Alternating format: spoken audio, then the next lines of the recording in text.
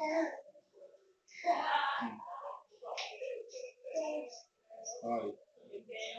I'm afraid.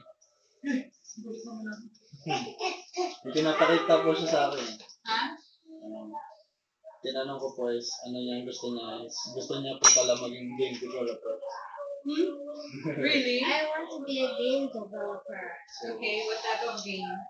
Like, Tinipusip po siya sa course maybe sa ano kasi may course can also I was develop showing games. him. Oh, yeah, he's actually he can be a developer too. Yeah. He wants to. I can also be a game developer if I want to because mostly games are all about coding. Yeah. Okay, wait na. And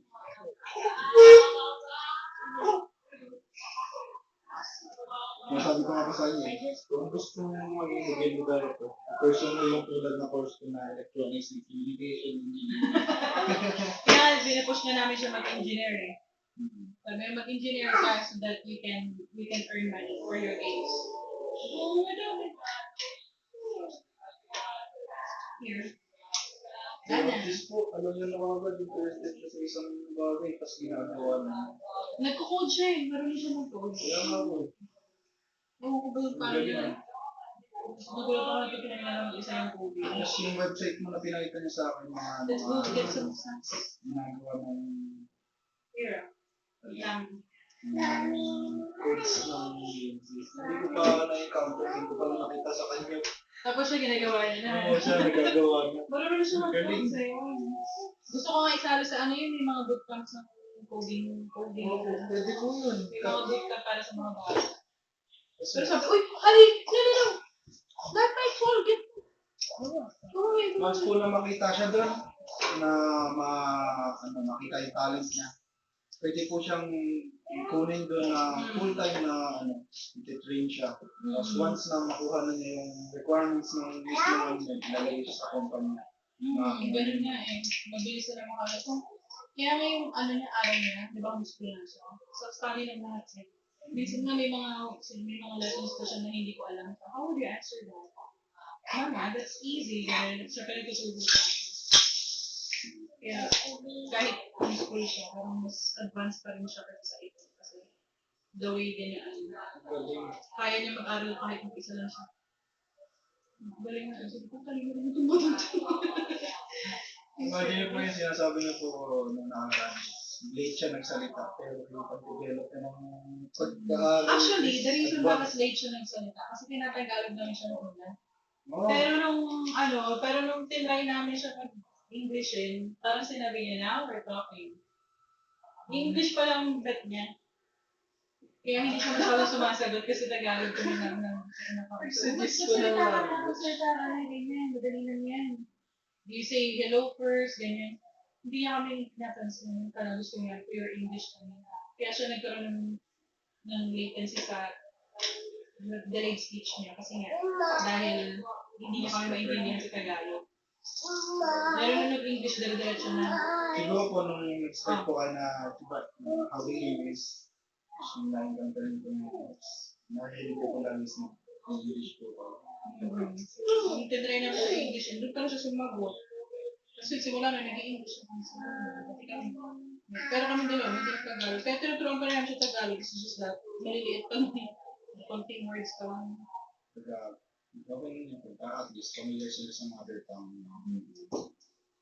But, Binuli na yun, nag-aaral din natin sa nung kindergarten. Kasi nga, hindi siya marunong sa mag-Tagalog. So, akala niya inaaway siya. toxic Filipino trade, pag alam nakakalamang ang isang tao, ginagawa nila. Ayaw nila lang nalalamangan sila. Ayaw nila nakakalamang. Toxic Filipino traits. Parang hindi nagpapalaman. Kailangan may entry din. Pag nagkukwento nga yung isa, parang ako nga, ganyan ka rin. Ako nga kami. Hindi pa tapos Kaya di pa ang tinatanong. ako nga ganito ganyan, ganyan ka lang. Ganun yung culture ng Pilipinas.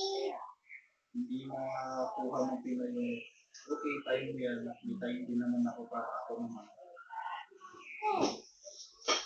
Ito po yung bala ko sana, nakita ko sa inyo nung bago ko po siya mag-start ng small talks. Ito yun, Nagkaroon po kami ng start na summer internship for 2026 sa Taiwan. As po rin about sa course po namin. Sa Taiwan yan, internship. 2 to 3 months po siya, pero pwede po mag-long term na 4 to 6 months. Pero yung ano yan, expense? Sagot po lahat ng company. Oh. Kumbaga po, kailangan lang po na, ang gastos na po namin din is nasa 900 plus para sa passport. Ay, talaga? O kasi may ibaba ka pa niya yung passport. Passport Hindi tsaka siya ganun kahirap dahil hindi naman yung Congress.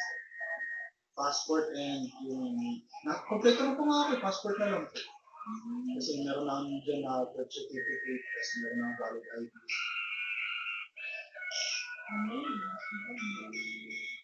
Siguro mga May or June.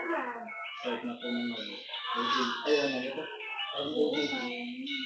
Cheers. Pero po, sabi ko, kaya nung natin tinawagan ko yung kakalala ko. Ano balak mo sa, kasi since next year pa ang graduate nila, sa schooling ko is, Kasi kung all expense naman nila yun, pwede na. yung nga po eh. Mom! Northeast?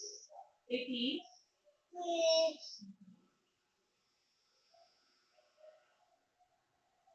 Kaya naman na-receive yung info na yan.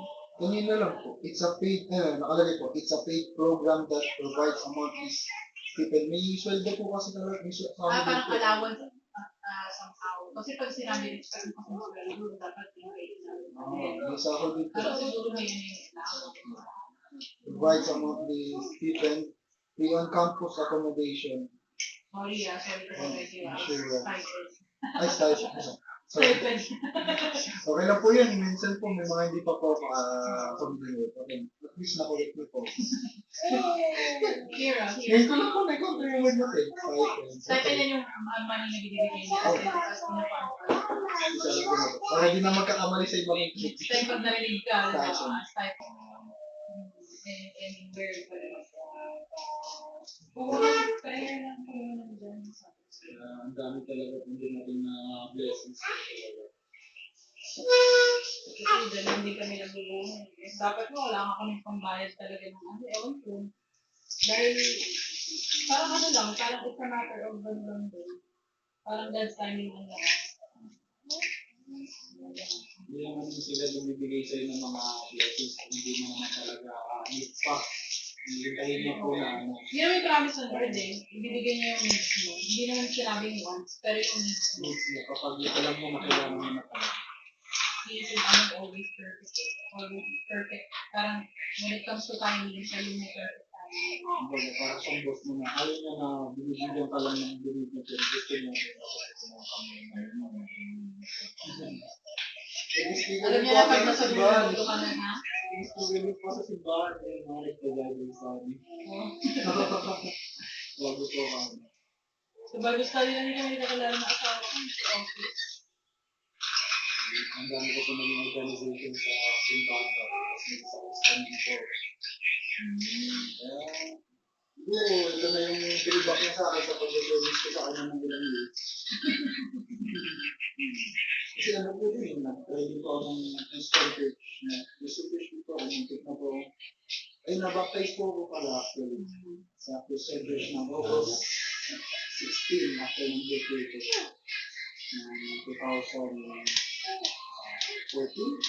2016 na ganun po.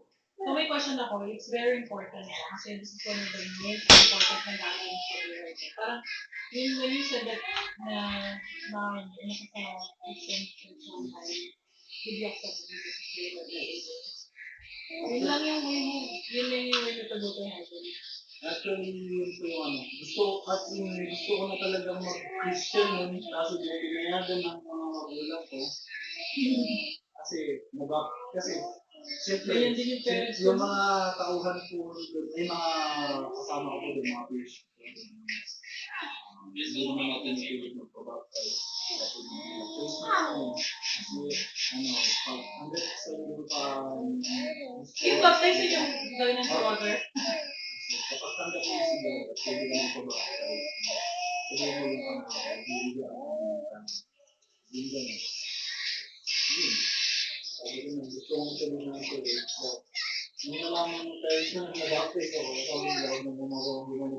So yun, ako nga din, ako parang dinisama ko ng sandals na namin ko dahil. Parang, ano ba, parang ikakamatay ko doon, mag-change ako ng yung religion, that's religion eh. Kumbaga, kung ano yung nag-religion mo, yun yung nakalagay sa birth certificate mo. Eh. Parang it doesn't mean kung ano man mo yung religion. Ang mahalaga, you know Jesus. So pag si Jesus ang hindi mo kilala, at the end of the day, pag nabawa na-take mo sa labas, matik yun, kahit sino ka pang napakabuti, kahit charity ka pa, kahit pinatang talaga ng love, God is living, parang Jesus lives. Kasi ano yun, Makikita mo talaga kung alam mo lang yung story namin mag-asawa, grabe, parang nakakaiyak. Yun to the point na akala na, pinag ko sabi sa'yo, na akala namin wala na kaming pambayad sa kasal. Yung before ng wedding namin, 75,000 yung kailangan namin. Tapos, dumating pa yung story na, dumating pa yung sinabi ng, dumating pa na, tawag nito, na walang, akala namin mawawala kami ng trabaho. Yung pala, kailangan ng maraming kumpanya ng mga maraming, yung 1,500 yun. Kumbaga, sino kung iisip na biglang baliktad ang mangyayari na doon pa kami dinlas ng Lord kasi nag-refer kami ng madami, umabot yung 100,000 yung referral ko, yung 100,000 pesos na kuha ko, tapos sa kanya nasa mga 70. So, ang laki ng pera na sobra. Kumbaga, natapos na lang yung ano namin, natapos yung wedding namin, yung 75,000 na kulang namin, nasupay yun, tapos meron pang 75 sa account namin. Parang, Lord, what in the world? Grabe milagro yun. Grabe milagro yun. Kaya, alam mo yun, yung, as in, wala, basta kinikilig ako pag sinishare ko yun, parang grabe mo. Actually, you don't deserve it everything. That's favor. Kaya, parang sinabi ng Lord na favor kasi unmerited, ano siya, unmerited, ano ba tawag yun?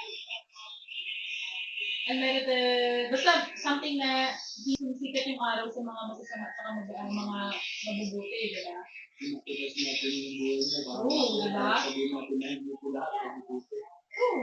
Sinacrifice niya para sa iyo, di ba? Kumbaga, he already have you in mind. Actually, yung mga naririnig mo before, it could be parang that's a seed planted in you. Tapos, someday you will return sa kanya na parang mas gusto kong magano sa'yo or parang gusto kong mag-ano sa'yo. Yung katulad natin, hindi ko sa school dati nakakilala ako.